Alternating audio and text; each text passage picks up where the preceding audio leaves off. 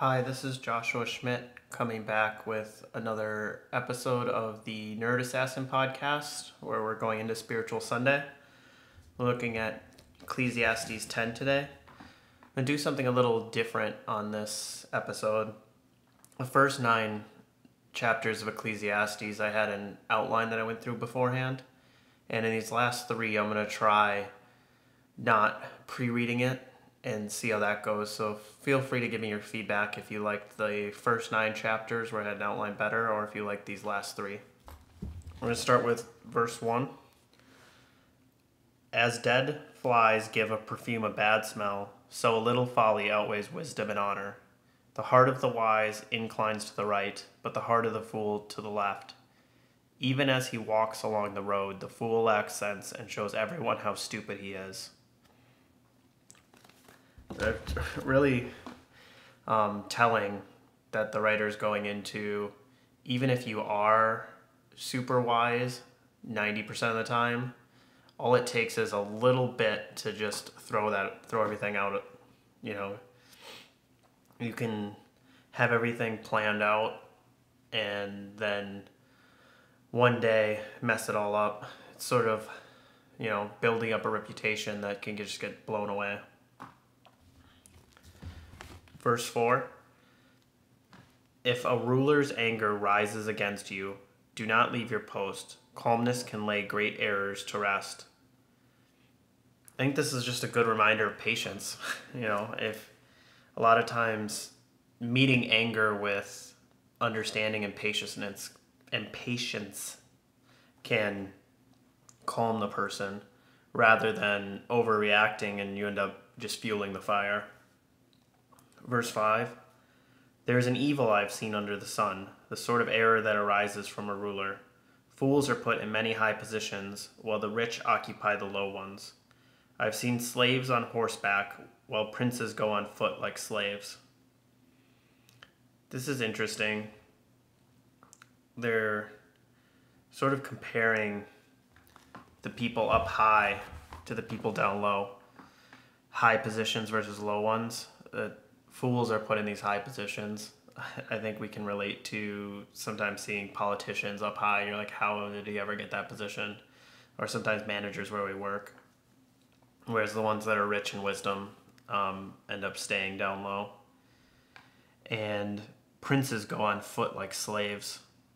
They're kind of talking how, sometimes you end up seeing somebody who puts himself up on a pedestal. I can think of, in our daily life these days, somebody who's in a ton of debt that's showing off with their car, showing off with their house, but really behind the scenes, they don't really have much compared to the sort of everyday millionaire who's out there just happy with what he's got, even though he's got a 10-year-old car. He's got, this rich bank account underneath him, and you wouldn't know it just by looking at him.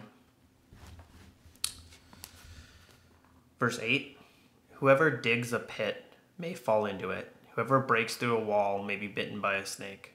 Whoever quarries stones may be injured by them. Whoever splits logs may be endangered by them. If the axe is dull and its edge unsharpened, more strength is needed, but skill will bring success. If a snake bites before it is charmed, there is no profit for the charmer. When I read this, I think of just proper planning.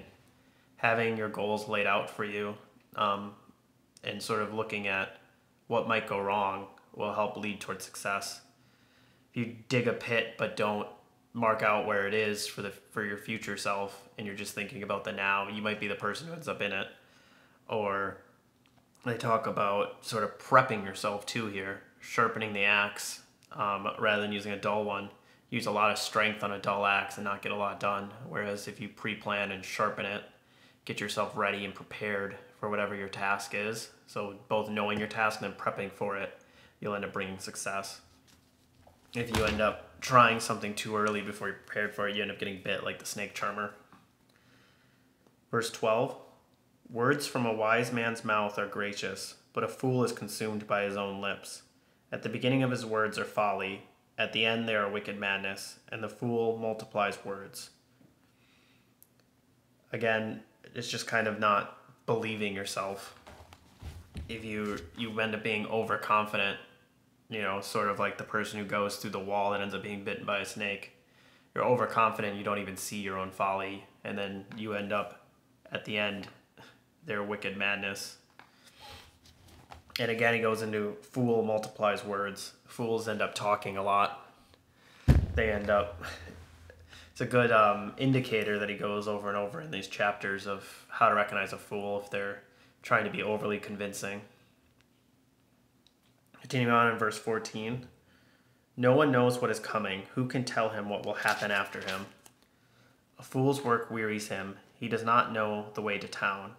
Woe to you, O land whose king was a servant, and whose princes feast in the morning. Blessed are you, O land whose king is of noble birth, and whose princes eat at a proper time, for strength and not for drunkenness. Towards the end of this book of Ecclesiastes, at the end of each chapter, it seems like Solomon's always going into ways that you can be happy with what's given to you, even though the world in totality is meaningless and the riches are meaningless. Doing things with the proper heart and the proper time, things can be enjoyed and you can be blessed by the things that God has given you. Verse 18, if a man is lazy, the rafters sag. If his hands are idle, the house leaks. A feast is made for laughter, and wine makes life merry, but money is the answer for everything. So in verse 18, it's really just a reminder not to be lazy. You kind of know what obligations that you have to make and just go and do them. Otherwise, future you is not going to be happy about them. And this verse 19 is interesting. A feast is made for laughter, and wine makes life merry. So they have like a specific purpose. You end up, if you have a feast, you're there for laughter, for the company. Whereas wine makes life happy. You're just kind of, you're going through drinking some wine, having this merry moment in the moment.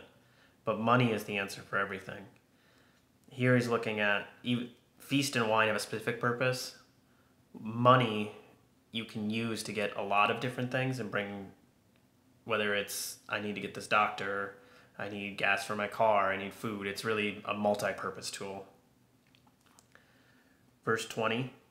Do not revel the king even in your thoughts, or curse the rich in your bedroom, because a bird of the air may carry your words, a bird on the wing may report what you say. Really, here he talks about envy and jealousy.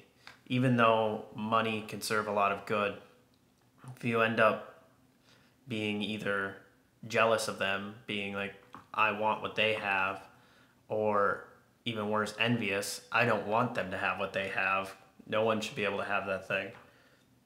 To really be careful of yourself in these situations.